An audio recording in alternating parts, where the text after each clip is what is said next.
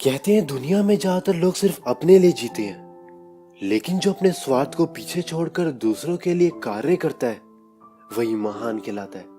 इन्हें मरने के बाद भी लोग दिल से याद करते हैं। ऐसी एक महान हस्ती का नाम है मदर टेरेसा, जिनका वास्तविक नाम एग्नेस था, जिनका दिल बस दूसरों के लिए धड़कता था, जिन्होंने अपना पूरा जीवन दूसरों की सेवा में न्यौछावर कर दिया।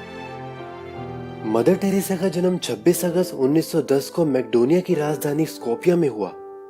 उनके पैदा होने के कुछ ही साल बाद 1919 में उनके पिता की डेथ हो गई, जिससे घर की सारी भागदौड़ उनकी माता दराना ब्याजू पर आ गई, जिन्होंने 8 साल की इग्नेस को न सिर्फ पाला बल्कि लोगों के प्रति अच्छे भाव रखने की शिक्षा भी दी, जिनकी सारी बातें एग्नेस के मन में घर कर गई और उन्होंने इसे अपने जीवन में उतार लिया।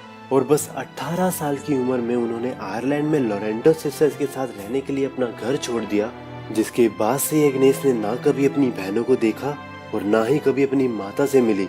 वहीं उन्होंने इंग्लिश लैंग्वेज सीखी और नन की ट्रेनिंग ली, जिसके बाद से उनका एक नया जन्म हुआ और उन्हें सिस्टर मैरी टेरेसा का नाम मिला। सिस्टर टेरेसा 1929 को कैलकाटा में लोरेंटो कॉन्वेंट पहुंची और 1944 में सेंट मैरी स्कूल की प्रिंसिपल बन गई। लेकिन उनके आसपास फैली गरीबी, दरिद्रता और लाचारी उनके मन को बहुत अशांत करती थी। वो हर संडे कलकत्ता के स्लम एरियाज में जाती और गरीब और लाचार लोगों से बातें करती।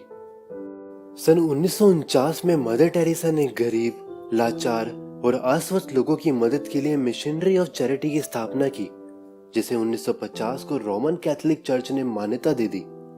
इस संस्था का काम उन लोगों की सहायता करना था जिनके लिए समाज में कोई जगह नहीं थी, जो रोज गरीबी और भूख से लड़ते थे।